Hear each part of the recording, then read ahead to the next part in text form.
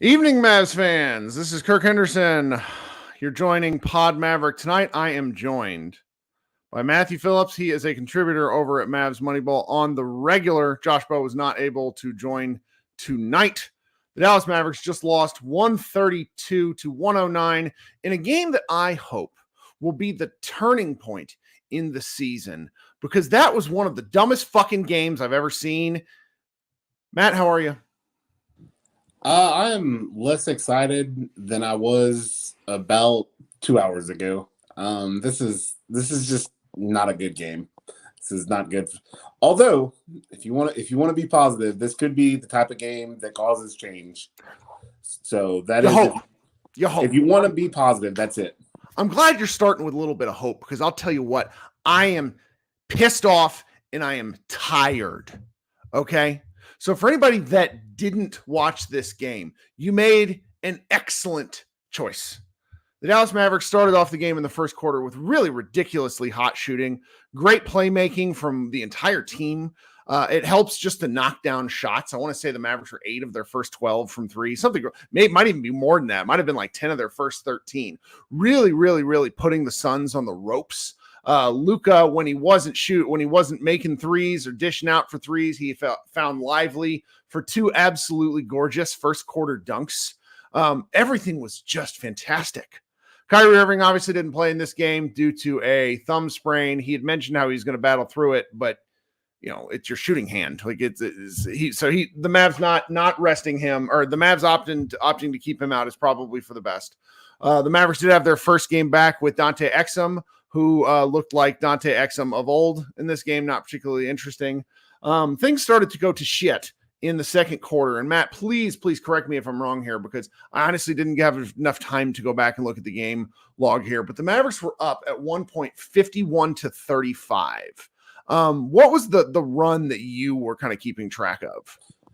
The run that I kept was actually it started a hair before that. The Mavs were up 48-36. Okay, I remember this. Yeah, they're at 48-36, and then Phoenix went on a 68-24 run. So it was something like that. Like it was 68-24 was the run. Like it was 40. Excuse me, it was 48-32. It's going to take scientists. It's going to take scientists, analysts who do this for a profession that aren't us, to really break this down in a more scientific manner. But here's what I saw. And I want to tell you I want to hear what you see. In the second quarter alone, that final 5 minutes, we saw Luka, who had been to that point just like fire and brimstone, death and destruction level Luka Doncic, 24 points in the quarter, just maiming the Suns. And then he's lost his mind. He took, I want to say 3 3-pointers, maybe 4, but all but the catch and shoot from the top right corner were not good shots. They were shots where Luka's trying to go for the absolute, MDK, like the total fatality. Then when the shots during this, the Suns are basically creeping back in, scoring points.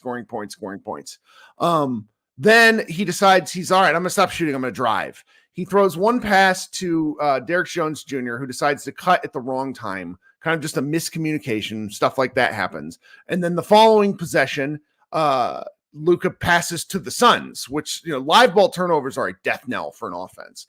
And then what do you know? The Mavericks are down at half, up at half, 58-57, with Luka picking up a tech, heading into the half, where he is mad as hell, but nobody could figure out what. Now, you figured out later that he was mad at a call that Josh Green picked up, because you went back and rewatched the tape. It it's a non-call, and honestly, I'm not even sure that call was wrong. But if you watch as he's going, it's a rebound. There's a play where the Mavs are going for an offensive rebound, and Josh Green tries to get there, and Devin Booker and Josh Green kind of come together, and both of them dive in opposite directions. And then they go, and like you can see Luka, because Luka had hurt his foot right before that. And he had said something when that's what he was mad about. He was mad that he hurt his foot.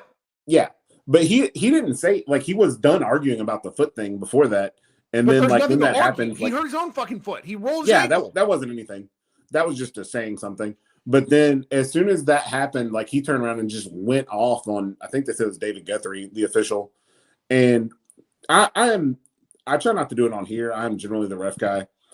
The refs were not good. The Mavs had some legitimate complaints at points during this, especially. Well, we're going to talk because the third quarter was an interesting thing of all its own. So I'm mainly thinking about this second quarter thing and how they closed. Where and one thing that you and I have, will you tell me the one thing that you and I haven't mentioned during that second quarter run? I'm trying to figure out where you're trying to go with that. I got two hands in my pockets, a pair of glasses, a bald head, and I'm watching the game with a front row seat. Head coach Jason Kidd did nothing because he does nothing.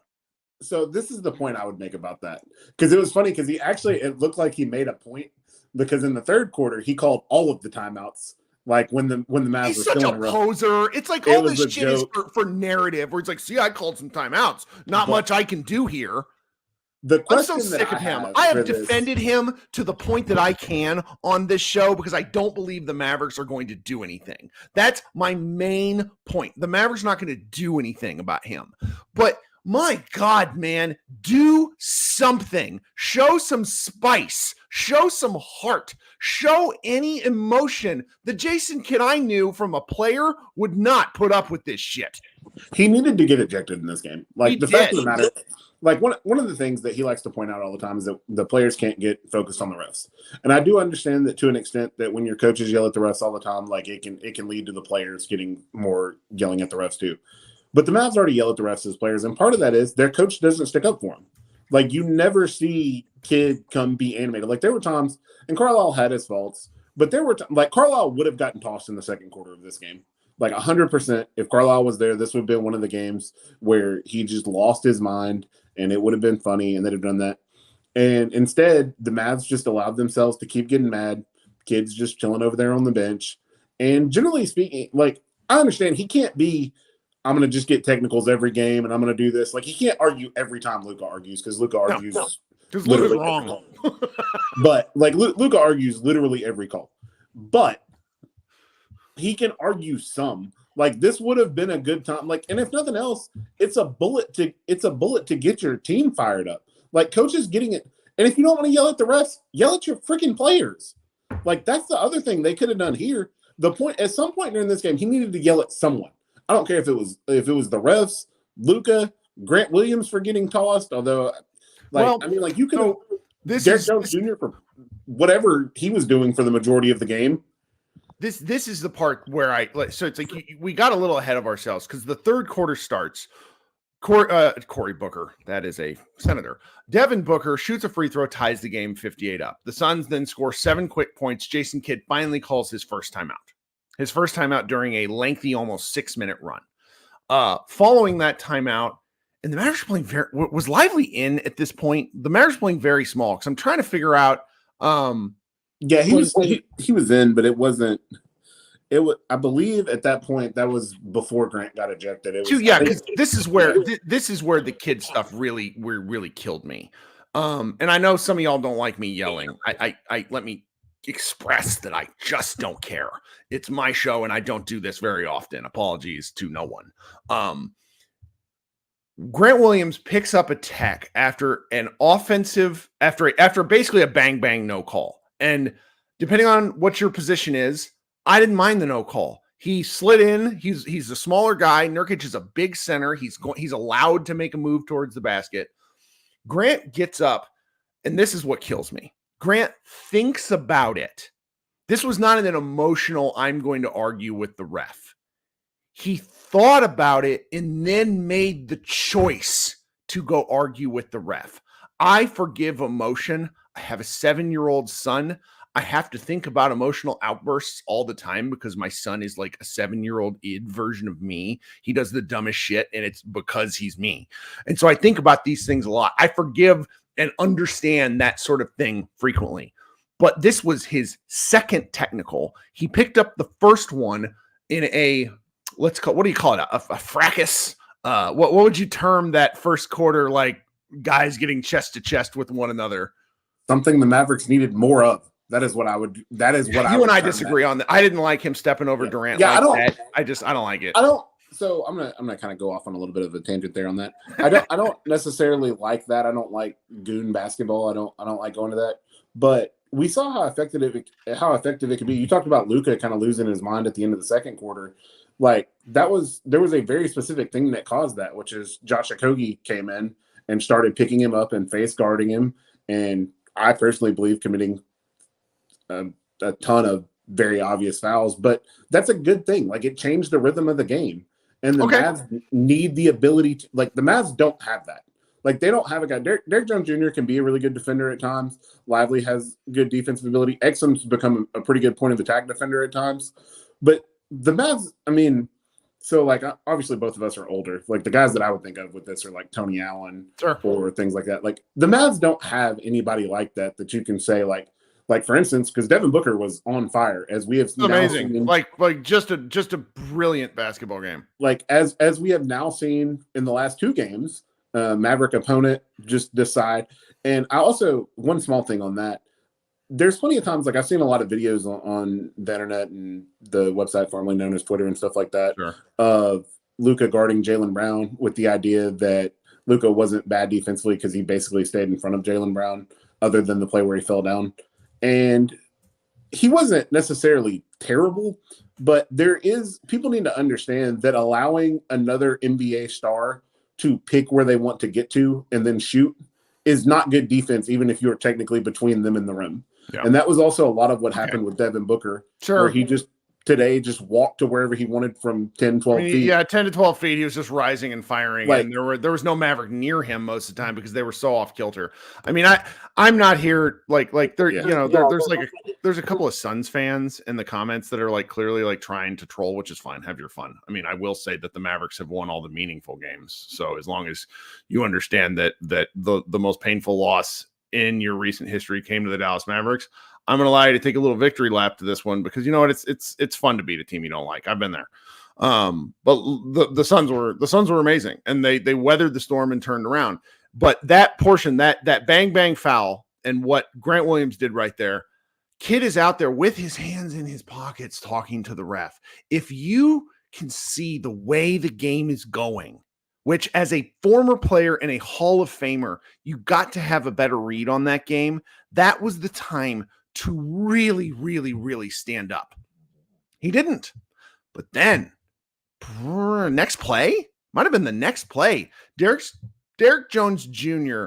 It was the next play. It was the very next play. Derrick Jones Jr. dunks the bejesus out of the ball on top of Nurkic's head. I don't think he gets fouled or anything like that. It's another bang bang play, but he ends up on his back. And he's called for taunting. And he's called for a taunting tech. And that was the one that was the only one that I thought in the whole game where I'm like, what the fuck, ref? Like that was the egregious nonsense thing where at that point you have to stand up and do something. That was the time. Get tossed. That is 100% the time to get tossed. If you want to stand with your hands in your pocket, you can go yell at the ref for a minute and a half and then get tossed and then yell at him for another 30 seconds. And then you can go stand with your hands in your pockets all you want in the locker room after you're done. And then you can get your laptop out like Mike Brown and prepare for the post-game press conference because clearly we weren't worried about the game. The game was just so frustrating because it started so well. And what it highlighted to me, so kid was terrible. What it highlighted to me, obviously, I'm gonna throw a caveat out here, and I don't mean to throw out too many caveats, but Luka is my favorite player that currently plays in the NBA. That is why I write for Mavs Moneyball. Like I am thrilled that I get to watch Luka all the time. And I am generally one that takes up for him about the whining to the refs because, and I mean, you see more of it than anybody because of the slack. But This was a game where Luka did everything that everyone brings up to hate about him. Like, yeah. And I mean, I'm going to touch on the other thing that I think is a big deal here, which is the fan getting thrown out. Like, it's not so much the getting the fan thrown out that is important. Provide a little context. When did it happen? Okay. What happened? Because this is gonna become a story. And I'm looking through my Twitter mentions as you're talking to me. And then there are people that are like sitting here trying to frame this as, well, Tim McMahon tweeted something out. To you people, I need you to shut the fuck up. Well, Tim's a reporter. He reported. That's his job. So like I said, I mean, Luka's still a kid. Like, I get that, and I understand, and we can make excuses for him in that way. But the fact of the matter is, Luka talks as much shit as anybody in the NBA. Like, he famously talked crap about the Suns, talking shit when they were ahead, and then not doing whatever. Luka talks shit to refs. He talks shit to other players. He talks shit to fans. That's one of the things I love about him. Like, that's part of what is fun about sports, is talking crap and then backing it up. And 99 times out of 100, Luka is absolutely one of the best people at backing it up. But so what happened in this, there was a fan that was apparently chirping at him the whole first half of the game and was allegedly cursing and everything in the first half. I don't think it was cursing, though, because you get those things you're within 5 rows of the front row, like those, you get those little tickets handed to you that tell you will be removed from a game for disrespect. Yeah, and I've gone to a bunch of games, obviously, not set close, like, you know that. So anyway, allegedly, the only reason I said that's because Luka said that in his post-game press conference that he was cussing at him in the first half, but only in the first half. Jay in the chat says he said in the post-game he didn't want the fan ejected. He wanted him to be warned. Well, that to me doesn't matter one way or another. If you go to security and ask them to address a fan, then the fan has clearly gotten to you. And those security guards tend to act with a little more. The security guard and those fans will always act on the side of overdoing it. It's because they don't want to. Yeah, they're going to act. They're going to provide safety, as they should, to be perfectly honest. Now, that being said, he specifically said it. He didn't say anything about it. All this stuff happened in the first half. What was happening in the first half? Luka was playing great. Like, that's why it didn't bother him, basically. Is Luka was playing great. The Mavs were winning. That's front running. That is everything that he talked crap about the Suns for doing in the playoffs, and that we all laughed and we all made the jokes about Luka being, Devin Booker's dad and all that. Devin Booker outplayed Luka today, and Luka got mad because somebody was talking crap to him, and he shouldn't have. And the reason that it matters is not because of that individual fan. While it does suck for that fan, because I'm sure those tickets were expensive and getting kicked out. I don't like that. I just don't like it. Yeah. While it does, the biggest thing that it matters as far as from our perspective is it shows a pattern of the Mavs, and specifically Luka, allowing things that are out of their control and that should be out of their mindset to dramatically affect them and affect the game, like to affect his temperament. Like, that's the problem. It's not that, hey, this one fan got gypped out of what was probably a couple $100 worth of tickets. It's that Luka was focused on a fan in the middle of the game where he was struggling, and the fact that he was struggling let that happen, and that's a problem. Sure.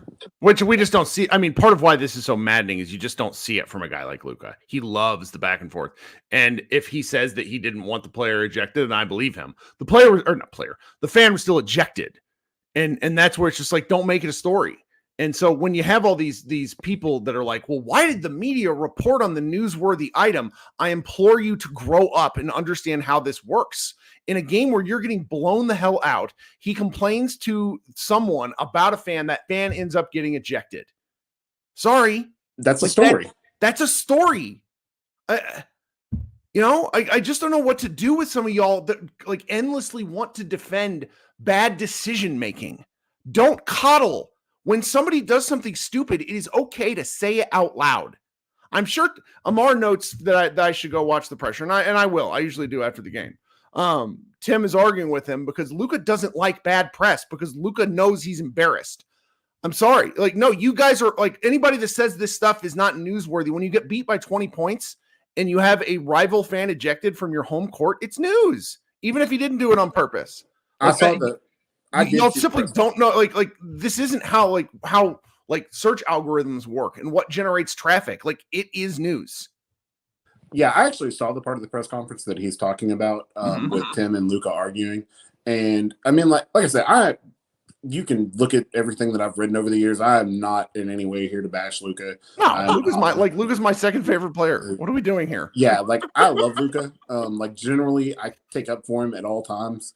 Like Luka's fine. I mean, like he can have a bad situation. He can have a bad night.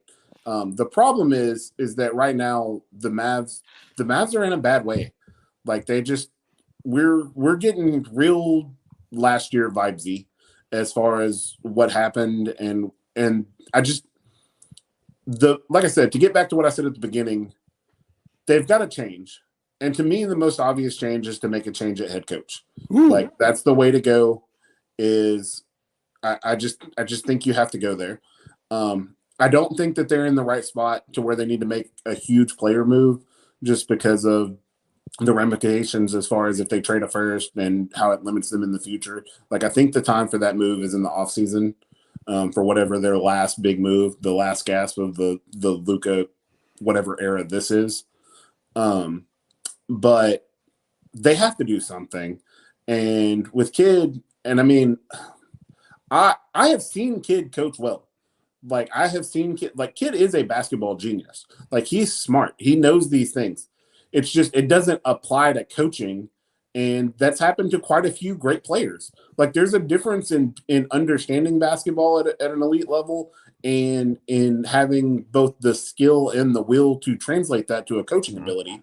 And he's one in a long line of players who hasn't translated his on-court basketball genius to coaching genius. But even with that, we've seen like he coached really well during like he's in the playoffs. I wrote something about how the Mavs had a distinct coaching advantage. Like he outcoached Monty Williams in the Suns series. Yes. Like it was a legitimate thing that the Mavs the Suns were the more talented team. Like, yeah, that's not a question. And I look at the Mavs though now, and I don't see where the out is. I mean, because if you look at it, Derrick Jones Jr. was terrible today. He's been quietly trending back to earth as far as shooting and everything for a little while. He's very athletic. He does some things, but he has the limitations that are why he's been available so often throughout his career. Kyrie has been Kyrie in that he's breathtaking when he's on the court, and he misses about half the games. That's pretty much where we're at. I mean, the reasoning for him missing the games really doesn't matter as far as how it applies to the Mavs in the long run. And then we're back to where we started, which is Luka being just absolutely stunningly amazing and then wearing himself out and then getting injured and coming back and being a little worse and the vibes being bad and the Mavs just not having enough to compete at certain times. And I say all that, like the frustrating part about the Mavs is I both say that to where I don't think that they have anywhere to go, but I'm also so excited about the possibility of a Luka, Kyrie, Exum, Lively foursome if they can. I just want to see it. Like I just want to see it. I want to see we were going to get it today for 15 games in a row and see where that goes. So it's just weird because I'm so frustrated and I'm so annoyed and I'm mad about a bunch of stuff and I'm mad about the Mavs quitting. That's the biggest thing from this game is that the Mavs quit. Like that is the biggest indictment of the coaching and of the players themselves is that they quit. Like you can be mad at the refs, you can think the refs were crappy, and if you follow me on Twitter, you know that I complain about the refs a lot. But at some point, you have to do something. Like it doesn't matter if you're still there, you still have to play. And like I was talking about with Kidd, like I couldn't be a coach like this I would get myself in a lot of trouble. But I would have liked to have seen at some point if you want to make a statement, you're mad about the refs. Like after the Derrick Jones Jr. Technical, like I would have sent 8 people out on the court. Like legitimately, I've just been like, hey, if y'all are gonna play with 8, I'm gonna play with 8 too. That would have been a funny way to get a tech, I think, just to make a statement. But you have to do something. That's the thing. You have to compete. That is the most important part of it. And they just like after Grant got tossed, and then they just didn't compete. Like they were just large stretches where it was like, and so many of the Suns' shots were just open shots where guys just didn't rotate to them. Like I understand you get in rotation and people make shots, and against the Suns, the Mavs don't have the horses to guard Booker, Durant, and Beal, so they're going to have to get in rotation and leave people open. But there were so many times where guys were there to rotate and they just didn't, and people were open. So that is what was frustrating for me. So I didn't do the thing I normally do, and I'm going to take a minute to do it at a really awkward point in the show, which is to ask you to like the stream. If you could head into your YouTube feed and consider liking the stream, I'd really appreciate it. If you would also consider subscribing to our show while you're there, I try to do one of these. Normally it's Josh Bow, but Josh and I have a kind of we have a whole bunch of staff over at Mavs Moneyball, so we bring people on after every show. I would very much appreciate it. I'm delighted to be back on Apple Podcasts finally after 6 weeks of chicanery. If you are listening on any actual podcast stream the next day, if you could leave a review, I'd really like that. I appreciate the support. It's fun to do this, guys. It really is fun to do this. It's cathartic to do this. I don't like stewing in front of my computer, in front of my phone. I feel better after talking. I feel better after getting a little bit bitchy. It is what it is. In the end, it's just basketball. It's not real life stuff. I'm really grateful for even the trolls that bounce in here every now and again. So if you could go ahead and consider any sort of support, I would very much appreciate it. Now, if you are listening to a podcast stream, go ahead and catch us some brief ads, and then we'll be right back. All right. So one more thing, I want to put a little bit of a bow on this, and I don't like there is a whole market of people that love media-based stories. And what I mean by that is like media talking about other media. Anytime Tim McMahon, for example, is part of the story, it is a bad thing for him and for basketball. And so when we're in here talking about what Tim should and shouldn't do, I simply implore you guys to think about what the point of media is. The point of actual news reporting media is to tell you what is happening, when, and why. If you don't, and also how, if you don't happen to like those things, that doesn't mean they're irrelevant. It might not be for you. If you want team-based propaganda, I can promise you, head on over to the Mavs YouTube page. Those guys are put in a position where they're only allowed to talk about very certain kinds of things. They're not allowed to criticize. They're not allowed to talk about trades for league rules. You know, there's all sorts of podcasts and media out there that you can seek beyond mine. There's Locked On Mavs. There's We Talk Mavs. There is my man, the Garcia. I can't remember his feed, who does all these pregame shows. There are, my guy Bibbs at what is Bibbs' show called? Mavs Outsiders. There's a ton of great content out there if you really, really want to go see it. And just because certain things hurt your feelings doesn't mean they're not true. Sorry, that's the way this goes. And somebody says in the chat, European journalists are much more brutal, but they never call players trashed or washed ever. That's opinion-based shows, but Tim is writing a book on Luka. He's in the mix of all of this. He's put in a difficult situation. I'm sorry. If you get a guy ejected, even by accident, that's something that's gonna happen. I mean, Kyrie got into a little bit of a couple weeks ago at a Jazz game when some player or when some fans were asked to put a sign away. That became news. It's just the nature of things. TGK TV is my man Garcia's post. So, all right. One other thing I would also add, Mr. Ruthless Raccoon in the chat. You don't get to claim Booker doesn't get to claim to be Luka's daddy now, because winning he's Luka's son. He congratulated Luka on the birth of his on his. Well, I wasn't going to say that. What I was going to say is to the chat, like, winning a regular season game will never trump winning the playoffs. Like, it doesn't matter if you win the beginning of the next season. Like, the Mavs beat the Heat in 2007 in the regular season. That never made up for the 2006 finals. Like, it doesn't change, like, winning regular season games later. Luka will forever have the upper hand in that until they meet in the playoffs again. But that's just that. So here's kind of where I am. And I think we're going to close out the show here in a little bit. I think that hopefully this is an inflection point. Doesn't feel like it's going to be. Doesn't feel like it's going to be. I wrote in my recap that there's a lot of built-in excuses. This team doesn't have a lot of continuity. The team they just played has that same excuse, though, so I don't like using it. I think it's bullshit. They don't have a lot of size. I don't understand some of their scheme-based stuff, and sometimes hot shooting is just going to crush you. They did not have an answer for Booker. In that regard, I'm not mad about them not having an answer for an all-NBA player. You know what I mean? I get it, but I would like to see more than one thing, though. Like, you see when Luka was cooking early, and you saw the Suns tried like 3 different defenders. They tried different looks. They trapped him. They did all that.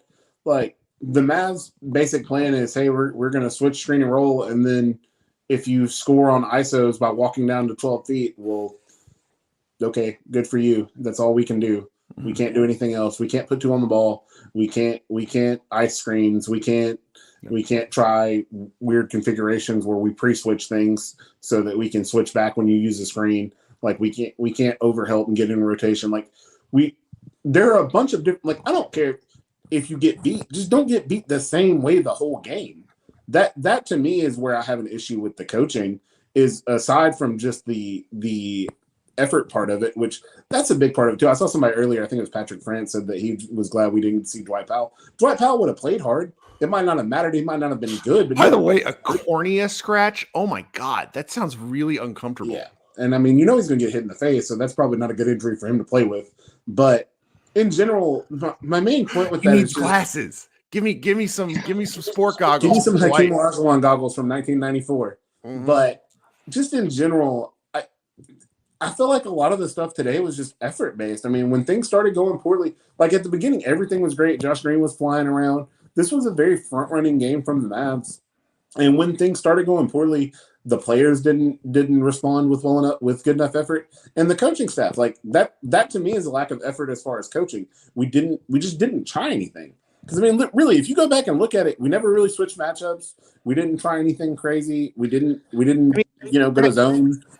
Not to defend Kid. I mean, they did go zone, and it didn't. Yeah, work. But not for it was zone for like a very short amount of time. Mm-hmm. Mm-hmm. It's just, and I get that at some point, just if you have bad defenders, your defensive scheme is going to struggle.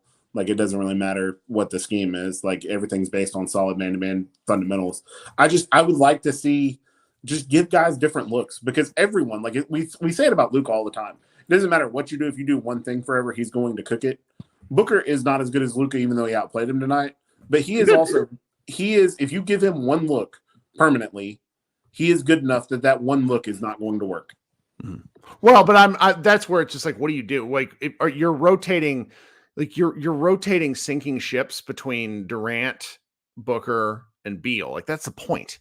The guy that we haven't talked about at all that did a really fantastic job for the Suns, mainly because this is Mavericks podcast, Keita Bates-Diop. He's a huge person, and he hit shots tonight. And if he's doing that, the Suns are exceptionally difficult.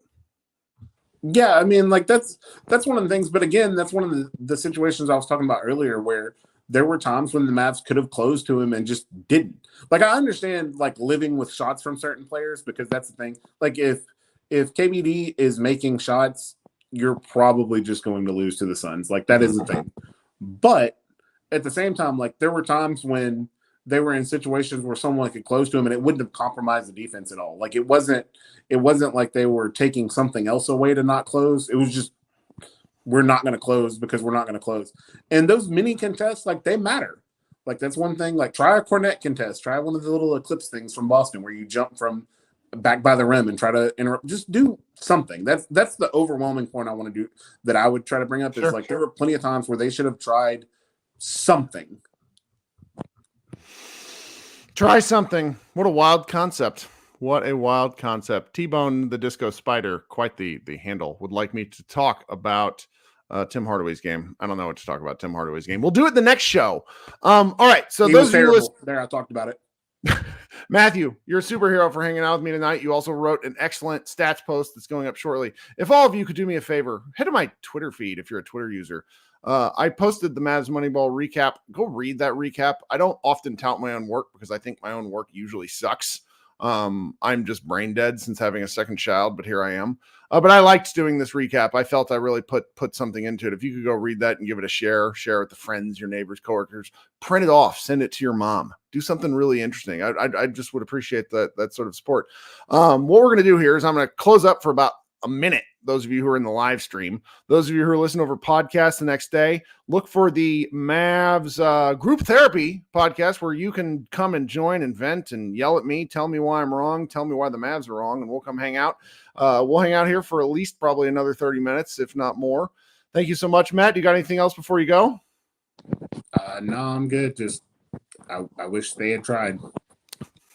All right, guys, this has been Kirk Henderson and Matt of Pod Maverick and Mavs Moneyball. We will be right back.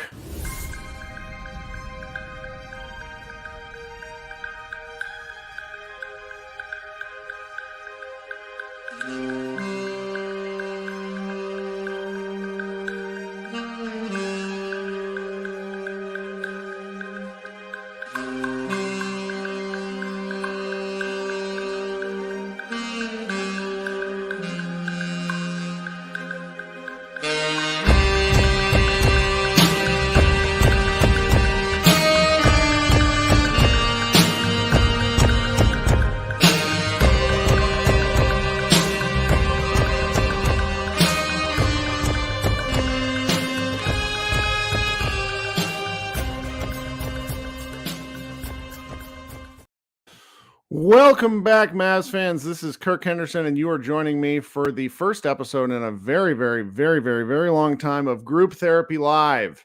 For those of you who are new to the show or maybe haven't seen it before, I'm about to post a link in the YouTube comments there that I want you to consider clicking on, and I want you to consider basically coming and hanging out with me, talking about the game with me, talking about the Mavericks in general with me, telling me where you think I'm dead wrong or what you liked or disliked about that game. I try to do these, particularly in past seasons. I try to do these fairly frequently, but this year, just due to having a new baby and life, just haven't gotten around to it as much as I would like.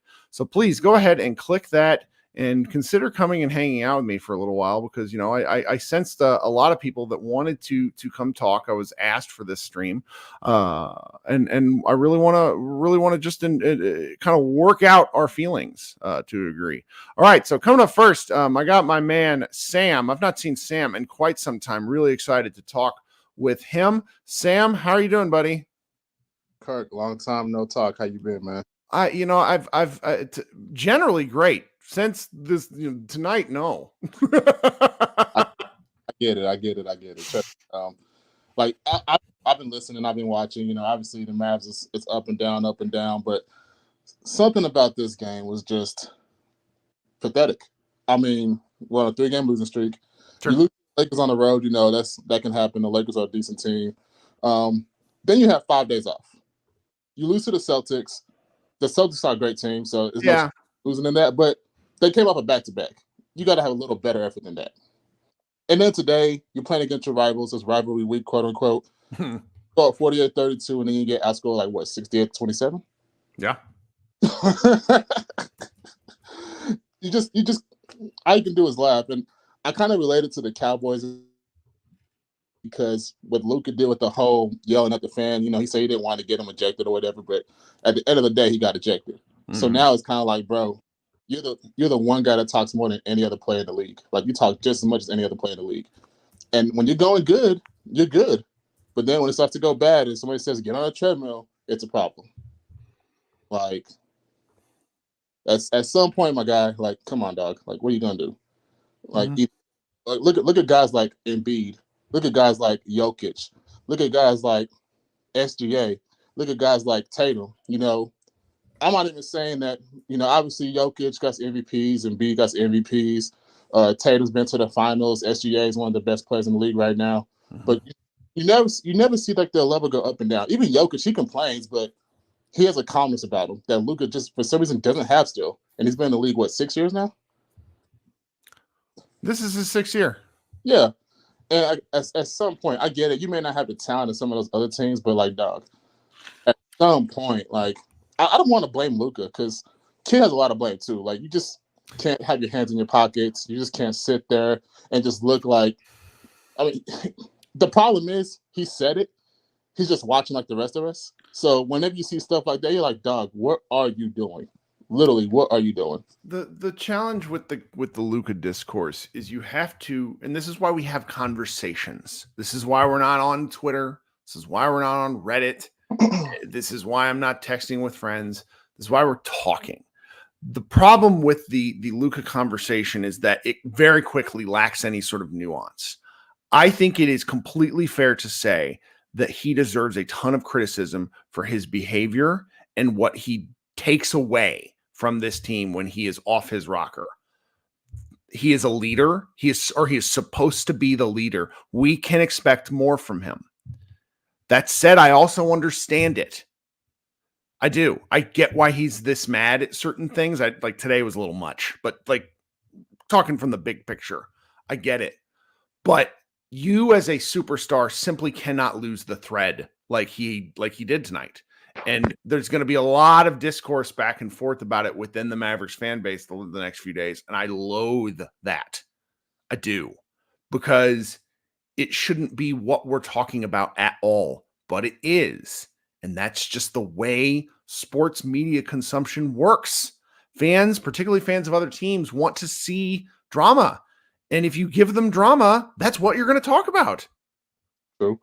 And even like me, I defend Luka. I mean, obviously, he's my favorite player right now. So I'm going to defend him to the ends of the earth. You got to be real about stuff, though, because I see some Luka fans, like, I'll go on other streams, and I'm like, bro, don't be blind, dog. Like, you can love Luka, you can back him, he can do no wrong. That's fine, but like, yeah, I don't like that. It's boring to me.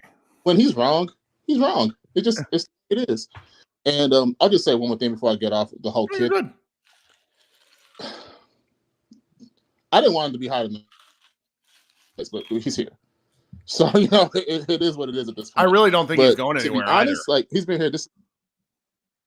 No, he's not. He's not. This is his third year here. And besides like one great stretch in the second half of the first year, he's really been shit. If you really want to look at it, if it's not coaching decisions, it's personnel decisions.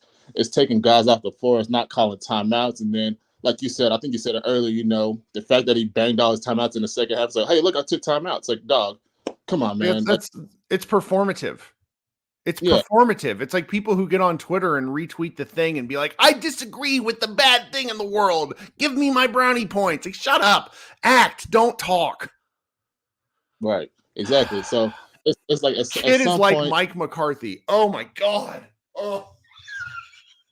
I don't want, but like at some point, I want to think like this is me being hella optimistic. I want to think this type of game will be like, okay, we gotta do something. And I'm not even saying fire kid because I don't think they're gonna do it either.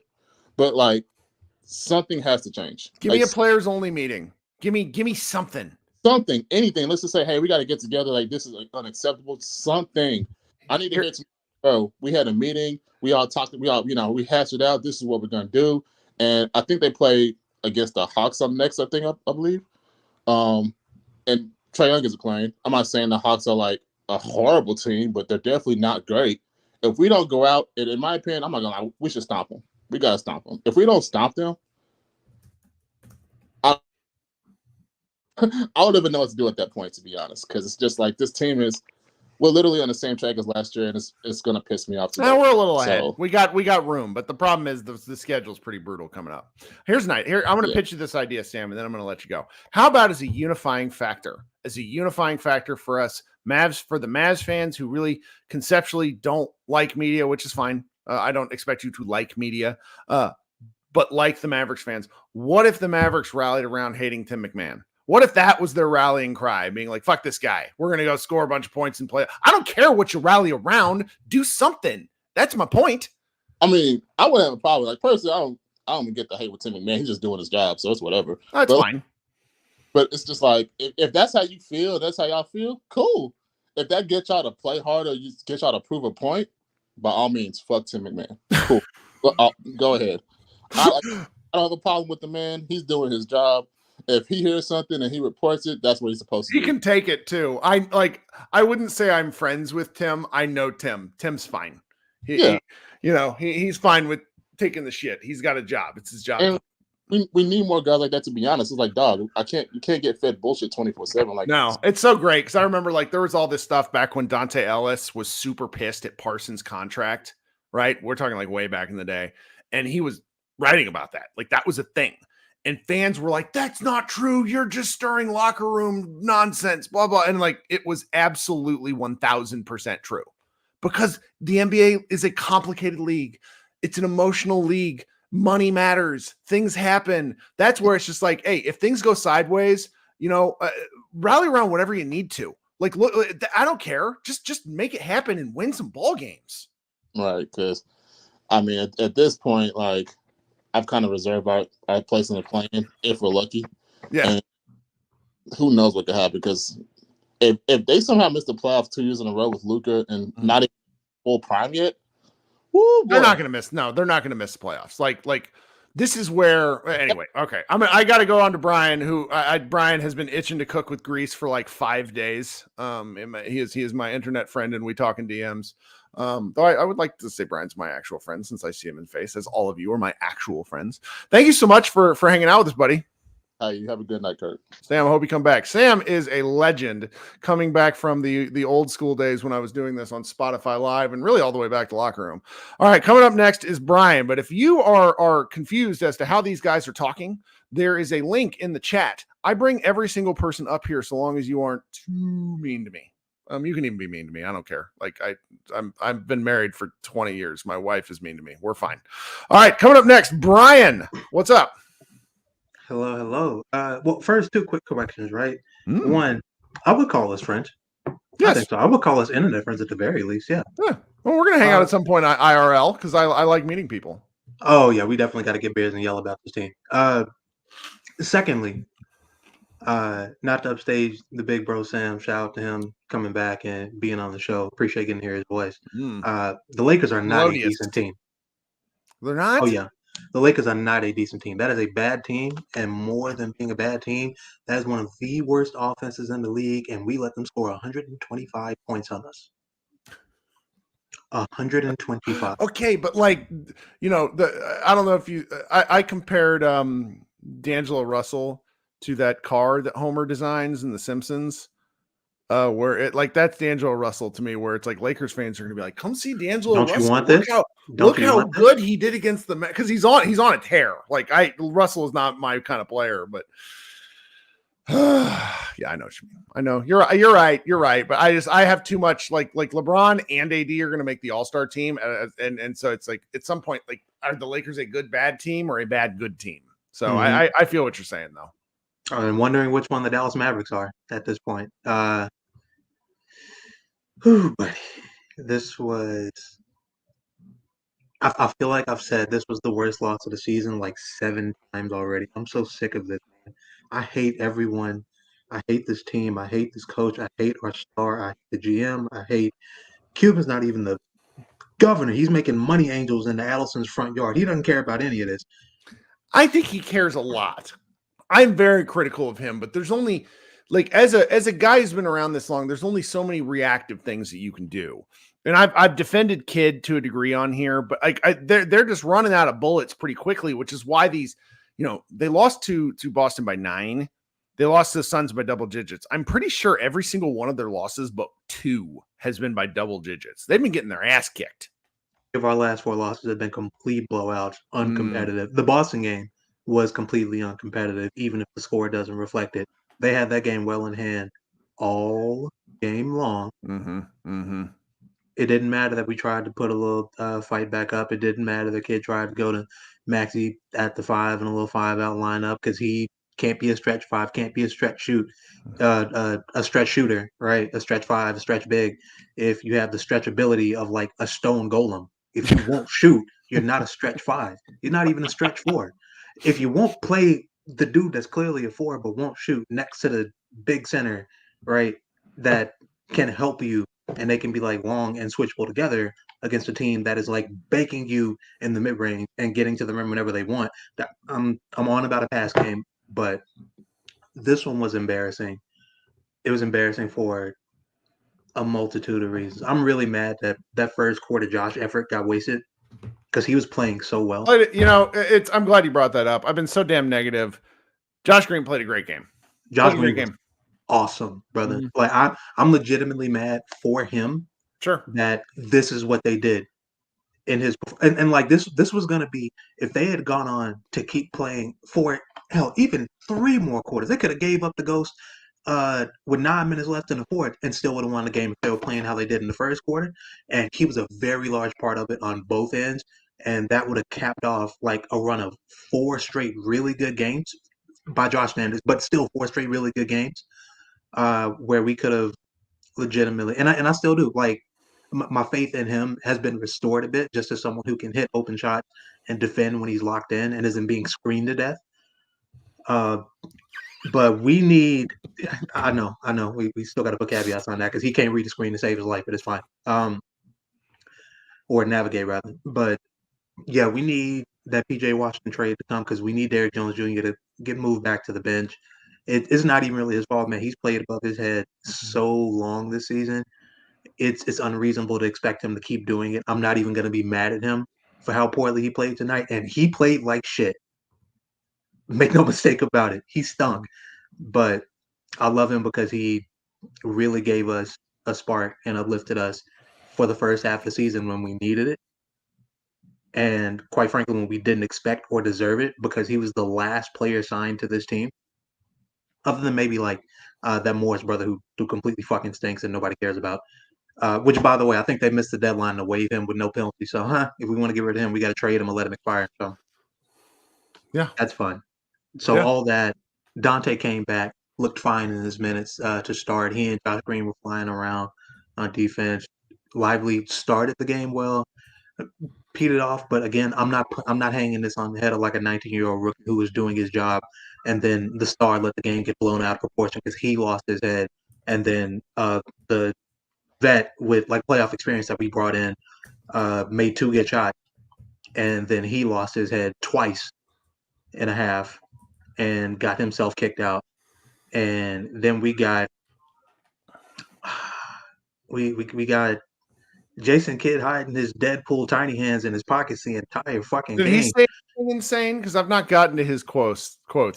Kidd, I don't even want to look. I'm already like trying to ignore this Tim McMahon situation because they're not about to make this night about him.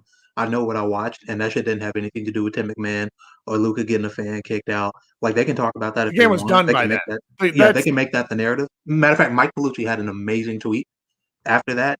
He was like, the fact that Luka is even concerned with that while his team is getting their head kicked in at that point in the third is the problem. The fact that was even where his head was while his team was screaming bloody murder on the court. I've not seen the thing, but let's just give him the big time benefit of the doubt and say, all right, he talked to somebody. You agree? I think you agree with my point, having been to Mavs games, that the whole role of those security guards is to overreact.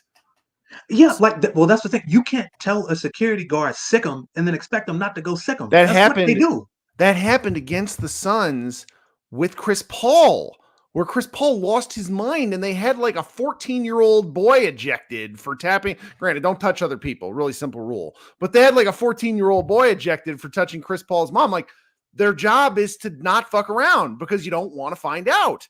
So it's like, I get the back and forth, but it's just like, if that's where you are, if that's the narrative, it moves away from the fact that by that point, the Mavericks had surrendered a 16-point lead and were down by 28 at one point. Do that math for me because I'm very, very stupid. Is that a 44-point swing? It might be. I think at one point they said 44-point swing. From midpoint in the second to like the end of the third, I think they said it was something like a 65-23 run, something crazy like that. It was the most insane thing I think I've seen. And I watched this team get blown off the court by the Pelican C team. It was I hated that game. And guess what? We got another game against the Kings on the second night of a back-to-back coming. So they about to whoop that ass again. I don't know, man. The Kings strike me as another team where it's like they're like all out of ideas and they've tried nothing. I think they finally have righted the ship a little bit, but there's going to be a bunch of what is happening here moments coming. Kirk, you know what the next bright idea is? What?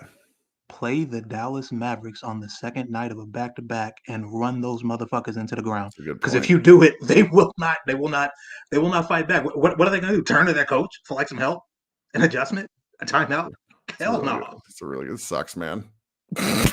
This team is so bad to watch. Not only it's not even just that like they have the built-in excuses with the injuries, and we can't lean on that no more. I'm sorry. If Kyrie just made a wet graham crackers, graham crackers.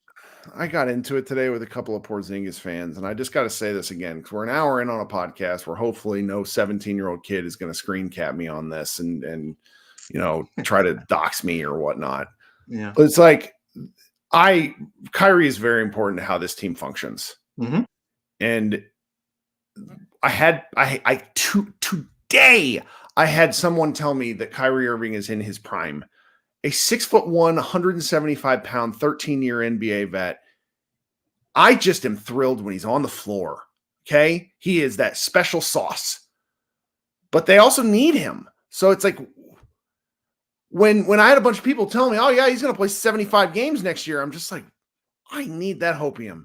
I want him to. That's not a question. But it's just like, this is where Dante Exum hopefully comes back to form a little bit, and we can work our way through this. Because they need Kyrie. Kyrie was real bad against Boston. Got covered up. Real bad. Luka was so much worse on offense. Kyrie's defense against Boston wasn't even a factor. But it's just like they need these two to hum. They can.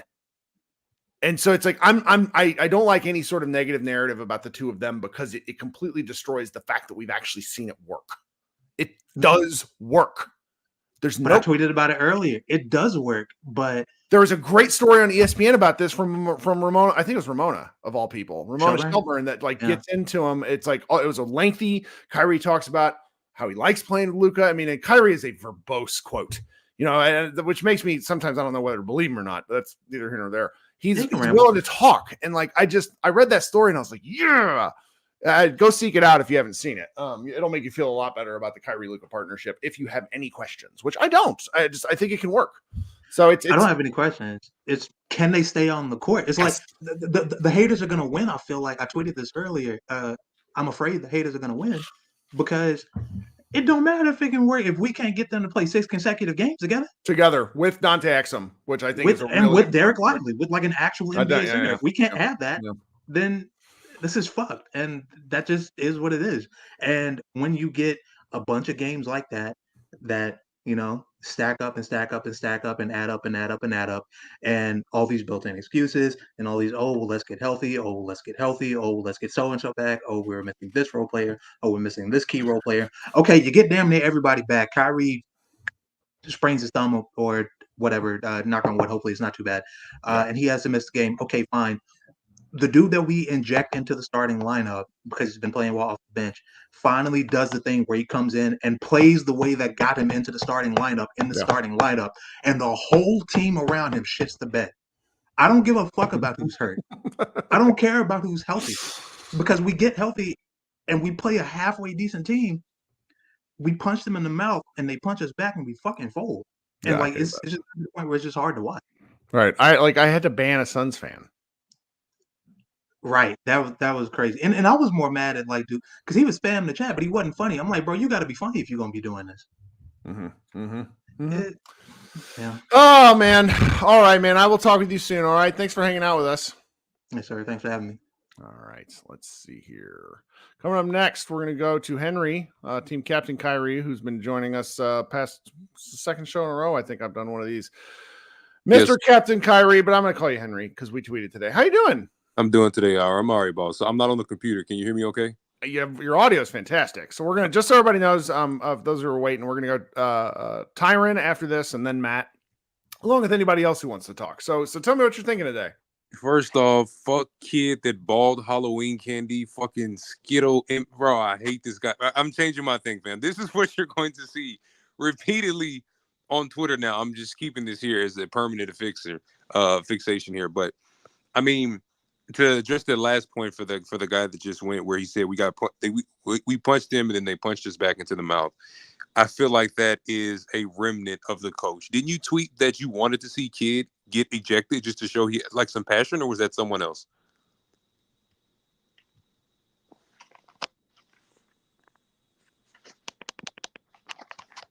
For some odd reason, your audio is just left out. I'm a dummy. I muted myself because I was hacking. Okay. I did tweet that. You're correct. And my thought was, and maybe it's stupid of me thinking about this about sports teams like a business, because all of us have jobs and stuff like this. But it's like sometimes you just want your boss to go to bat for you, right? And and he didn't, and I'm disappointed in him. And then, again, everyone who's been in a competitive environment or played sports knows that leadership starts at the top and then trickles down. So I wasn't a Mav fan during the Rick Carlisle era, but obviously Rick Carlisle is one of the most amazing coaches in the NBA. And some of the things that I've seen is Luka didn't like Carlisle because he held him accountable actually ran plays, had good timeout management. I can't speak to that because I wasn't around to watch it, but that's just what I'm basing it off of. So if Luka didn't like the coach because he held him accountable, ran actual sets, plays, and had good timeout management, you didn't insert Jason Kidd, who does whatever the fuck you want to.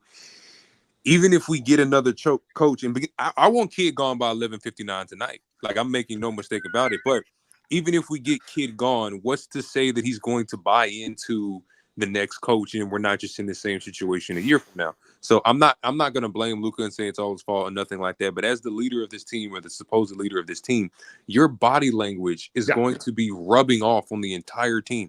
If I see your head down, slowly chugging back on defense, it's going to permeate throughout the entire team. That's right.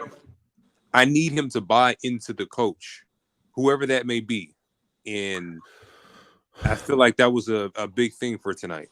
Well, and the coaching stuff, I mean, I think I've avoided talking about it because, like, I talk with different people in the Mavs organization, not like higher ups or anything like that, but I talk with, like, like Skin Wade is an occasional friend of me. We just about Mavs stuff. Real life is fine, but it's like he's just kind of flat out told me, he's like he said it on social. He's like, they're not going to fire the guy, and so it's like when stuff like that happens, I don't like beating a dead horse, so I've kind of avoided it. But like tonight was just one of those things where I need him as a kid as a co-leader, because you're right about Luka. Like, Luka just needs to be better in these situations, and he has games where he is, and he has games where he isn't. You know, the Dallas Morning News wrote for the second straight game that officiating got to them, and it's like, guys, the officials aren't changing.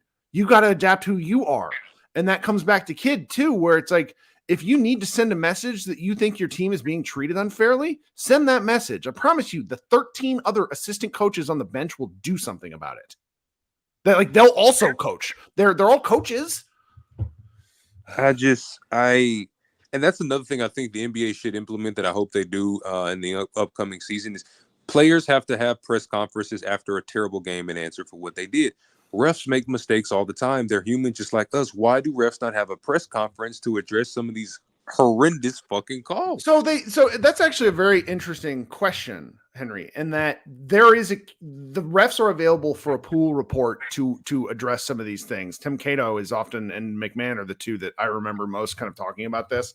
The only one that I really felt was absolutely awful tonight was the Derek Jones Jr. one. Everything else was kind of like these guys like slap fighting and like very closely, but that was the one that I thought was stupid. Were any others like really outrageous to you that like flew off the screen and made you unhappy? Man, I didn't feel like anything was egregious. I wish they would have let Grant and Katie go at it again, and that's just for us. Like, how fucking funny would that be? Yeah, just let them go at it, fam. Ain't nobody punching nothing, ain't nobody doing nothing. Like, come on, man, let these people go at it. Like, this is playground, fam. Men love to see the competition. Let the testosterone go. Stop touching shit. That's what I want them to do in that scenario. Can I read you a really painful Devin Booker quote that he gave post game? Go for it. Devin Booker on the scuffle between KD, Nurk, and Grant. He just wants to do the antics, man. We're out there trying to hoop, so give props to Nurk for holding that down. If I would have seen that, I would have done the same thing. That's how we get down. We're not with the nonsense. That hurts me on a spiritual level, because I don't know if you were watching the Mavs at the time, but I'm sure you've seen the clip of Ayton and Book doing like post-game push-ups when they got up on the Mavericks. Like, they are absolutely about the bullshit. Like the Suns are a bullshit powered operation. It's fine. So they are. So, but to be on the downside of something where you can't answer Book in a meaningful way really hurts me. And everybody talk tough when they up. Like, we know he's soft. Like, we've seen it, fam. There's certain guys that when you meet face to face, like, all right, if I swing on him, I should. Come on, man. Like, we know you're not about that life, fam. He's a keyboard warrior. You know what I mean? He be in voice chat saying the N-word, and we know he ain't finna say that in real life. So ain't nobody worried about Book. It's fine. It's on to the next one. But that was bad. I don't get it. How does Kidd have such job security when Adrian Griffin was second in the East, 30-13, still got displaced, and Kidd has absolute job outside again, like he said, outside of that Western Conference Finals run, where they're seventh in defense. His tenure here has been hot dog water, and he has absolute job security, and it is maddening. I don't care about Luka's happiness anymore. Men operate better when there's a hierarchy. If anyone here is in the military, there's a hierarchy, and you need to follow that chain of command. But you need someone to answer to. If I remember you from the first time you chatted, you let me know that you followed Kyrie around a long time. Correct. Tell me your opinion on this. I think Kyrie Irving is actually the linchpin and the Jason Kidd of it all, because he did not respect Steve Nash very much. Correct. For whatever reason. He has talked about how he respects Jason Kidd. Correct.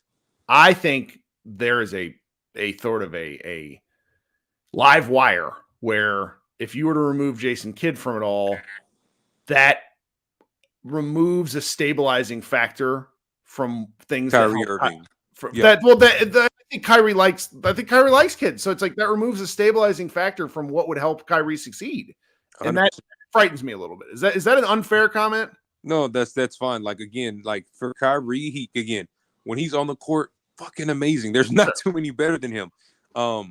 But it's bigger than ball for him. You know what I mean? Like, if you come to him and just strictly talk ball, he's probably going to ignore you. Like, he wants to genuinely know, how's your family? Like, you just had a kid, how's the upbringing going? Like, he cares about you as a person. And that's one of the reasons why he likes Kidd. But the relationship that he developed with, I'm not sure his relationship with Tyronn Lue before he took over halfway through when they that season when they fired David Blatt. But he grew to love Tyronn Lue and, more importantly, Phil Handy, the development coach. But sure, loves Handy. Yeah, there's a lot written on that because he was there was a lot of photos and stories, just nice stories. But like everybody made note of the fact that him and Phil Handy spent time chatting pregame before the Lakers game. Absolutely, he does it all the time. He absolutely loves Phil Handy, but I think at this point, I'm bringing Luka and Kai, and I'm probably sitting them down. And I don't think they would obviously fire Kidd unless they had a surefire candidate. My number one pick is Mike Budenholzer. They never had he shouldn't have been fired from the first place after he had that death in the family. Sure. But unless they have a sit down with him, and then I don't know. Do you move kids? Does Kidd ego even take an assistant role to keep him on the team, to keep him happy? I doubt it, but unless you sit down and say, hey, look, this is what we're going to do. What do you think? And bring them in on that decision. Like, I don't really understand it. My hope and wish is, again, we've seen Luka play off ball, whether it's Real Madrid or whether it's in Slovenia. We've seen Luka play off ball, and the European sets and the play calling is amazing. I can't remember a single time outside of maybe the Minnesota game where they had Powell at the top of the key. Luka set the screen for Kai, and then vice versa, and he had the little dump off down to Kai, and he had it right at the rim. Outside of that, I can't remember a designed play from Kidd where they had a designed outcome, a set outcome, and ran it. I don't really think they run a lot of play. Like, a lot of what they run is more like motions and actions, and not because you got your shot clock. I very rarely feel like they have plays that are designed up. It's more of like I use this analogy all the time. It's a terrible analogy, but it makes me sort of think of, like, remember the Titans when Herman Boone is talking about running the veer, where he's like, I have 6 plays and we just run them over and over because they always work. And I sort of feel like that's what Dallas does. 100%. I mean, I feel like a lot of it is a variation of the D'Antoni offense where it's just a pick and roll and you 5 out, kind of spread it. And literally 90% of the teams in the NBA run it. But it's hard to have a motion cutting slashing offense, because if you pick and roll with Luka Lively and Josh Green cuts to the basket, you then deny space from the roller with Derek Lively. So I want this experiment to work out. As someone who lives in Texas, I'm in Houston, but I drive up to Dallas all the time. But as someone who wants this experiment to work out, if you're just going to continually play Luka ball, and right now I feel like he's in that James Harden era where he's going to put up insane numbers, but he's not going to win. I feel like if you're not going to incorporate Kyrie more into the offense and you want to continue this 5-out pick and roll 3-and-D type thing, then just get rid of Kyrie and then build this more so around Luka. Not because they can't work. I think the fit so far it's just kind of iffy. So if that's the way they want to do it. But I don't think Kidd is going to allow them to succeed. I think we need, I don't know who his coach is over in Slovenia, but I think we need to run that type of offense. Think San Antonio, Golden State back when they were good. Miami, like, we need a set design. Even Tyronn Lue they were 0-6 when James Harden made the trade. They are 20-6 now ever since that trade happened this season. Tyronn Lue, with less time, has figured out how to put that Clippers team together than Jason Kidd right now, and that's just frustrating. Well, I appreciate you hanging out with me, man. Hope you come back next game. Absolutely, man. All right. I have a question from somebody in the chat that was asking me why am I not answering their question. It's because I don't read the chat all the time. If you post it in there, I will star it and try to circle back to this one after I bring up my man Tyron. Tyron, how you doing? Hey, Kirk, how's it going, man? I got to address this. I'm pretty sure this is John Voita in the chat. I'm pretty sure he is an SB Nation colleague of mine. He runs Bright Side of the Sun tonight. He just mentioned that the Mavericks should hire Igor Kokoskov, which is phenomenal trolling. Big fan. Tyron, what's going on? I just kind of want to address the whole Tim McMahon fan Luka debacle. I mean, y'all, let's stop. Like, we just got fucking embarrassed on national TV again. That's the least of our worries, and the fact that I understand, like, these guys are human, right? But the average human doesn't get paid exorbitant amounts of money to play basketball. Do you really think I give a fuck about what a fan has to say to me while I'm on the court and my team is getting again embarrassed on national television? Like, I love Luka to death. He's amazing. He's going to be amazing, but it's little shit like that, man. Like, bro, come on, man. Like, who fucking cares? And then on top of that too, who gives a fuck about a Tim McMahon? Who cares, man? Like, I just want Luka to focus on the game. And when I say that, I'm not putting all this shit because the Mavericks, the whole organization from top to bottom is one big dumpster fire. It's not on him, but I expect better from him because of who he is. And that's all I have to say about that. And that's kind of where I am. This game, I'm not gonna lie, I haven't been interacting with the chats and the pods and stuff like, because I'm over the Mavs. Like, I'm fucking over it. Like, it's stupid at this point. Jason Kidd's attitude towards players. I'm not saying that Rashawn Holmes is gonna do anything for us, but fuck, man, like, can we at least put him out there? I mean, it's just weird. His family tweeting out about, him not getting any playing time and Jason Kidd, this, that, and the third. Like, bro, what the fuck? We're not winning. You know what I mean? Get the guy some heat. If we were winning, that's different. If we had decent big men, that'd be different. We have one. We have one decent big man as a 19-year-old that can't stay on the floor. And that's nothing to do with him. He's still learning the game. The NBA, I should say. That's fine. But outside of him, we don't have any fucking big men. Like, let Rashawn Holmes get some run. And I know people hate Jaden Hardy, but fuck, when Jaden Hardy gets in the game, he looks pretty, at least somewhat alive. Unlike most of the guys that are out there on the court, it's just little shit like that. Like, if we're not winning, you don't have the luxury of benching people and ostracizing people and just doing stupid, embarrassing shit like that. It's fucking embarrassing. Like, bro, what'd you say the point differential was? The comeback, what was it? 40 something points? It was a 44-point swing at one point. Come on. That's bad. That's hard. Yeah, you don't get to, I guess for a lack of a better term, you don't get to be mean to the players that you have when you fucking blow 40 points, bro. Like, it's embarrassing. I almost went to the game tonight, but honestly, like I said, I haven't been messing with the team. I'd much rather would have just stayed home tonight, which I did, and I'm glad I did. It's hard to watch. We don't have any off. I mean, I heard you, and I can't remember the gentleman's name that you did the previous show with tonight.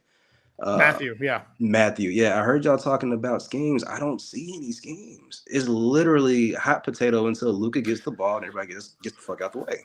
Mm-hmm. I mean, the Suns were running, like, this is the sort of stuff that the first time they were running a lot of different mixed coverages at Luka.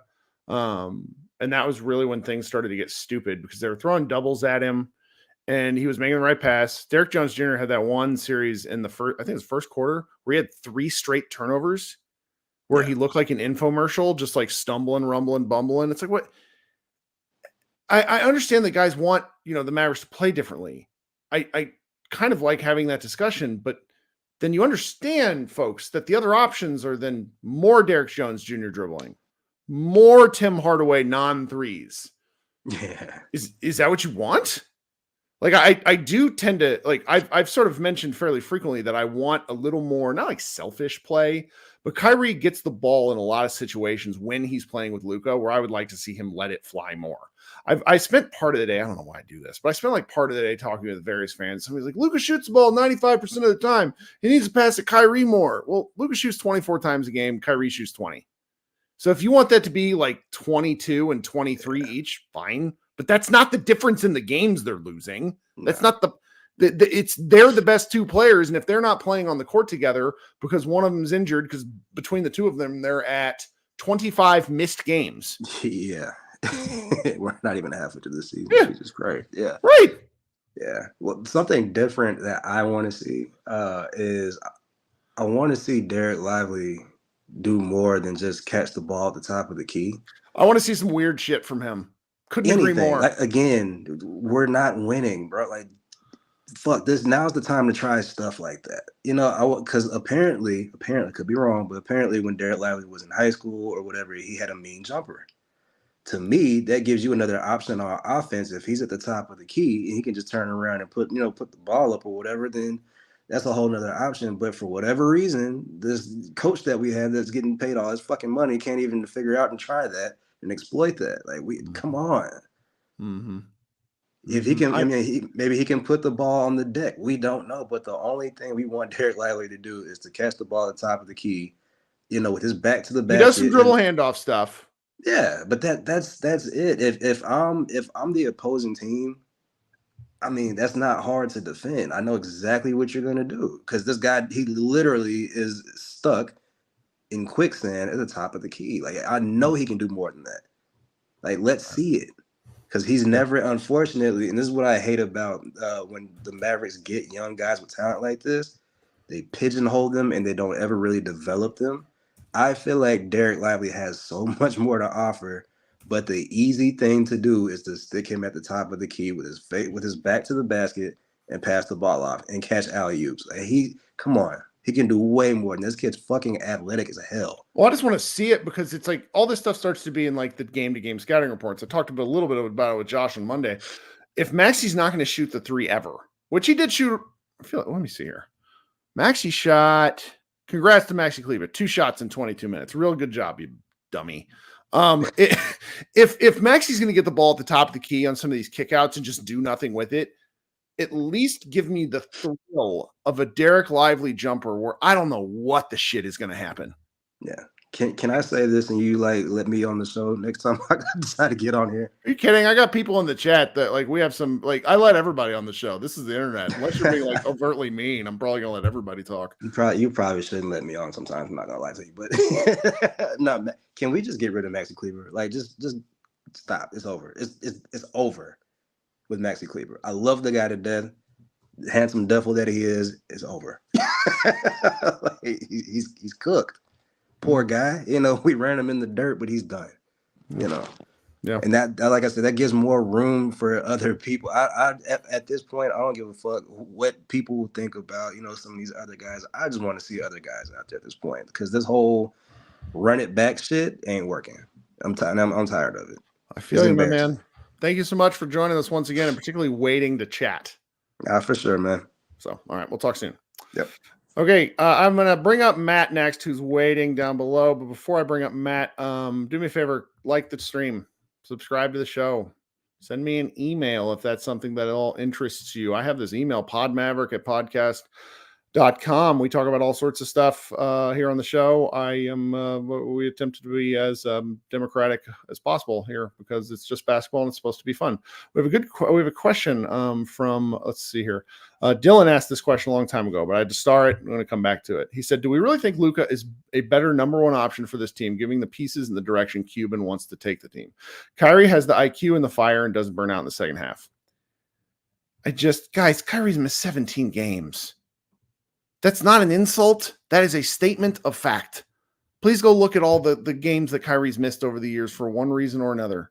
He's a 31-year-old, 175-pound, 6'1" point guard.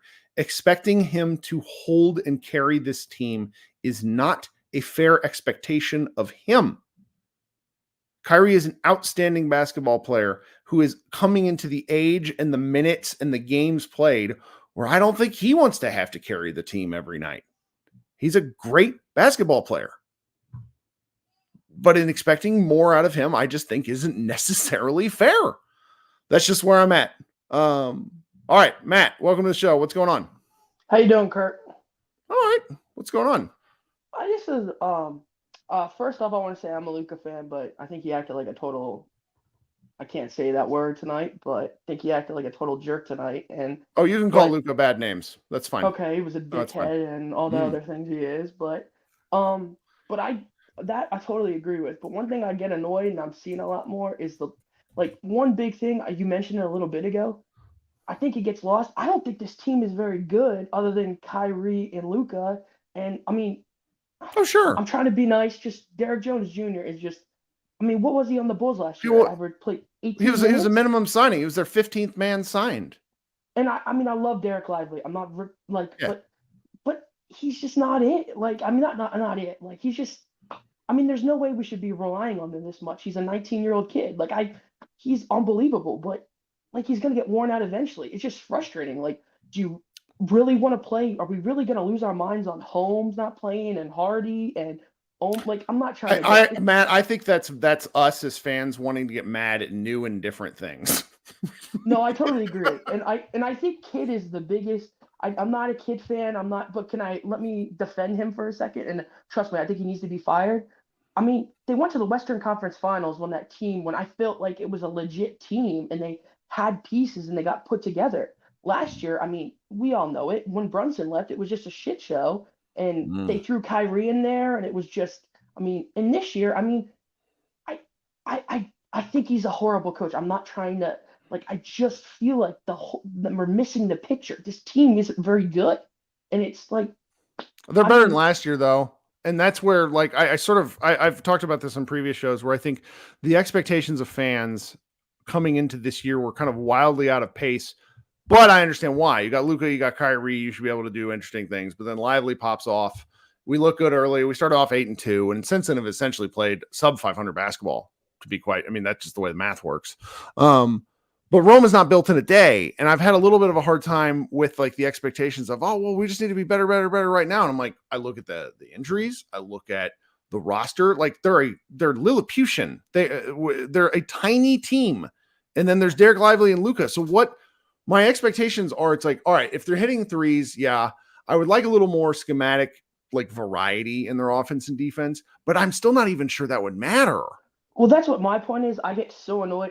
I'm not trying to start. The one thing I get annoyed is that Luka has the ball and shoots too much. And I'm not trying to say this. I've watched him since Madrid. My family's from Slovenia. My grandfather is. So that's how what else do you want? Do you want Josh Green shooting the ball freaking 5 more times? I'm not trying to, Sure. It's just so. But those are your options. That's what you're talking about, the distribution. Yeah. I mean, the Monday's game, I'm not trying to go back to but did you see the spacing on the court when Kyrie and Luka were trying to do anything? It was the worst I've ever seen. We're this far into the year. This is a great point. We're this far into the year, and the scouting report, which I'd mentioned is this sort of nebulous thing that exists.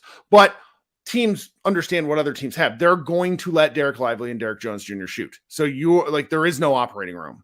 So that's why you try to play Tim. Tim gives them space, but then Tim is spinning around like he's in an ice skating rink because he doesn't know how to guard anyone. Streakiest shooter that ever existed. He either goes literally. It's that stupid scene in The Office where the guys are all finger gunning. Yeah. That's what the Mavericks are doing because it's you either die one way or die another, and then hope you shoot 45% from 3. That's how they win. And there's no other. I'm not trying to say this, but we kind of got screwed because I feel like we had these chances to build something and we messed up and we missed those chances and now we're kind of at the bottom. And trust me, I'm the biggest Luka fan alive. I'm not being it's frustrating, but I don't know what else they can do. And it's just sure. I think I keep saying it, I think Kidd's a horrible coach, but man, I wish we could have seen that Western Conference Finals team the next year and see how they could have. I'm not trying to say I get it. This team is horrible, and I mean, I'm very curious to see what they do at the deadline because, I mean, I think Luka acted like a dickhead, but I felt today was the first time he actually looked like I'm getting tired of this crap. and I'm curious to see what happens because. Well, I mean, there's some interesting reporting out kind of about what happened in Milwaukee. I can tell you this. Whatever that owner, whatever that GM says that they didn't ask for players' input on this, they are lying liars who lie. Yep. Giannis or Dame or both simply raised their hands at one point and said, "What are we doing here?" There are stories going back to game 2 of the regular season that were like the Bucks are in disarray. Yeah. Luka, if he wants to, Kyrie, if he wants to, can raise their hands and say, well, we didn't know Kyrie certainly knows this. He knows you can do this. Luka might not know that you can do this. You can raise your hand and say, I want a new coach. Maybe the Mavs won't listen, but he could ask. And considering what the Mavericks have walked away from so far in Luka's career with kind of giving him whatever he wants, I don't see why they wouldn't now. Can I say a good point that you made earlier for not the guy before, but the Kyrie fan, where Sure. I actually love watching Kyrie, and my opinion has changed on him since he came here, but I think you're right. I think if Kid's gone, I don't think Kid's coach, but I think you have to have somebody to protect Kyrie, and I'm not. No, it's like he respects Kyrie, so it's like, what options do you have? Like it's a fair question, and it doesn't come with any implications. It comes with a track record. So he that's why the Kyrie gamble was a good gamble for Kid, but they're kind of in this Gordian knot where if one thing goes, the whole house of cards, mixed metaphors, sorry, the whole house of cards might collapse. And I keep saying this to people. I mean, I'm on Twitter so much the last couple of days, getting annoyed with people. Like I probably should. Deleted the app tonight. I was so annoyed. But like, sure. I mean, if you take Kyrie and Luka off this team, I mean, I really think it could battle with Detroit for the worst team. Like certainly nobody can dribble. I just feel like, and I kind of I listen to you every night. I don't really get a chance to come in. I'm really sorry. I used to get annoyed where we can't make a move, we have to grow. And I mean, I get your point. I'm just getting to the point where I don't want to be a bearer of bad news, but what happens if nothing changes in it and we just shit hits the fan and like things go to hell? Like I really think things could blow up quickly. I'm not trying to be like that, but I just unfortunately can see it, and it's just it certainly can. It certainly can. But you know what? Here's the flip side. And since you're our last guest, I'm going to close on something moderately positive. You know what else? What could fix all this? Tell me. What do you think could fix all this? I think a trade didn't just. I have much simpler. Win a fucking basketball game. Yeah, true. Wild. I really do. I think that helps. Yep. Sorry for cussing. I cuss a lot. My wife yells. No, at me. that's good. Trust me. Yeah. All right, man. You got anything else for us? No, it's good talking to you. Hopefully I can come on more. Thanks, Kirk. Hope so too. Appreciate it. All right, guys. If nobody else wants to come up on stage, I'm going to look through. I saw some interesting questions. Got some folks that are pining for Ayton. If we're talking about Ayton, we are down bad. Go read Ayton's quotes about how you can't take him, how he's a max player, and you can't take that away from him. Oh, guys, thank you. Dylan, tell your wife I'm sorry. I appreciate every single person that stuck around for this long. You guys are fantastic. Even the people that yell at me. This has been Kirk Henderson. I'm over here, Pod Maverick. This has been Group Therapy. Hope you feel a little bit better and not too much worse. We will be back Friday. I don't know if we'll do a second live show Friday. We'll probably definitely do one on Saturday just because it's a back-to-back. Guys, things are about to get so freaking weird. Everybody have a great rest of your week and go Mavs.